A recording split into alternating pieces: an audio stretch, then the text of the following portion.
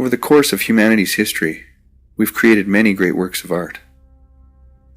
From the paintings on the cave walls in France, to the epic poems of Homer, to the Greek tragic plays of Sophocles, to the sonnets and plays of William Shakespeare, and the marble sculptures of Michelangelo and the frescoes of Leonardo da Vinci,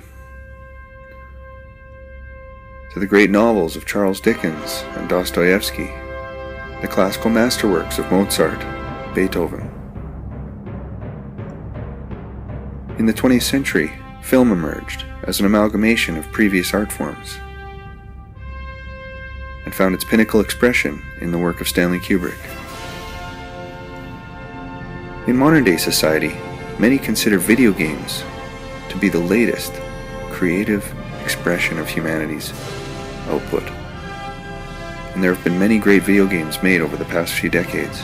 The Legend of Zelda, GoldenEye, Call of Duty, Civilization. But none of these games have been so universally acclaimed, so heralded as the 1994 release on Sega Genesis and Super Nintendo, known as Shaq-Fu.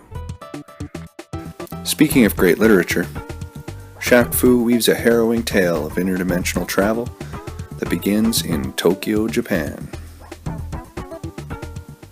So Shaquille O'Neal, world-class basketball player, is in Tokyo for an all-star charity game. And he's out doing some sightseeing, and he wanders into a kung fu dojo. While in the dojo, he runs into an old man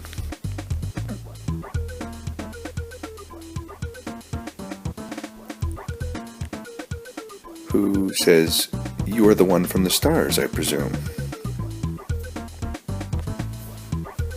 And Shaq says, "Well, I'm an all-star, and I'm here to play a game, so if that's what you mean, I guess that means I'm from the stars. Is that what you mean?"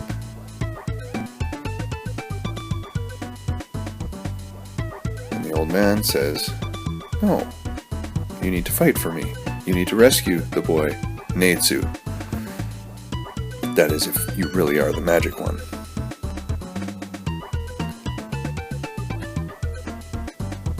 And Shaq does not understand what he's talking about. He's just doing some sightseeing.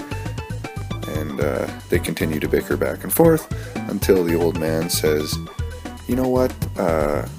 We don't have time to waste. You have to save Neitsu. Just go through this portal that's in the back of my dojo and save him for me, please." So Shaq, of course, being the good guy he is, goes through the portal and enters the second world. "Whoa, where am I?" Shaq says. And then right away he's fighting this Catwoman type character named Kaori, who says she's going to do some serious damage to Shaq's body. So anyway, as you can see, it's basically like any of the other fighting games from the time, like Street Fighter, Street Fighter 2, or Mortal Kombat. The gameplay is actually fairly good and responsive. The AI is fairly predictable. If you back them into a corner, you can kick away at them and beat them, and it's not incredibly difficult. You can see they share a lot of common tactics as in Street Fighter. Her throws remind me of Guile. But the music's alright, and the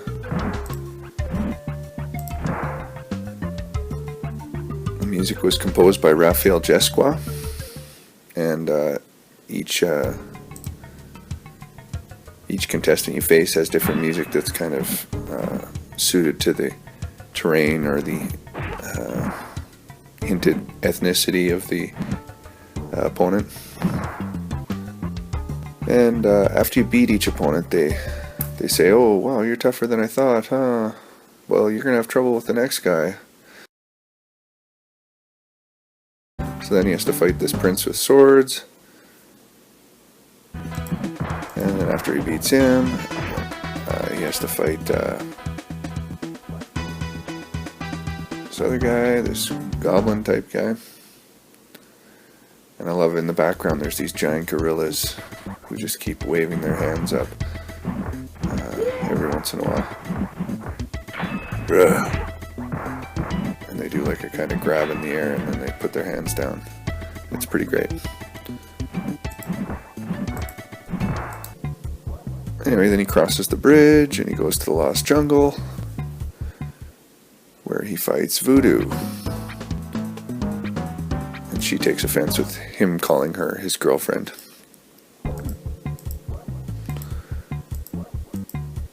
Then he runs into this terrifying guy named Beast, who's a glowing red guy.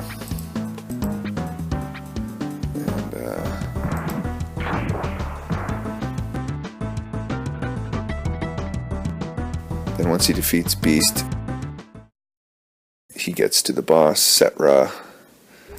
Set-Ra is the guy who's holding Natsu, and he's actually pretty tough. And but if you back him into the corner, you can beat him up pretty good. Then once you beat him, you get an incredible bonus score. 60,000 points just to beat Set-Ra.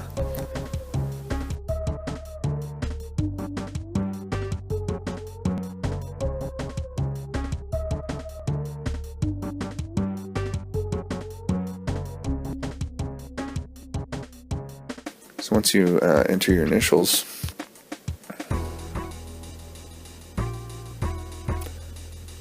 then you get Natsu, and he thanks you for saving his life, and you bring him back to the portal to the old man.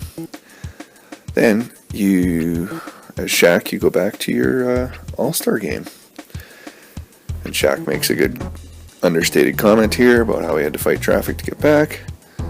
And you can see in the background that Natsu and the old man are there watching at the basketball game.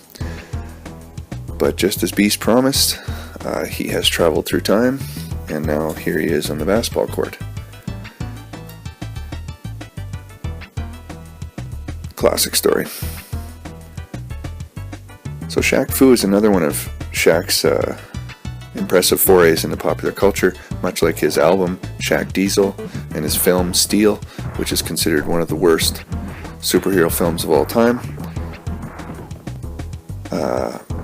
But actually, one of the great films that Shaq's in is called Blue Chips, where he plays a college or high school basketball player. So anyway, Shaq-Fu, not as bad as everybody says. Sure, it's cheesy and all that, but the gameplay is alright. And the music's good, the graphics are good. Story is very cheesy and funny, but not that bad of a game is my review. Thank you.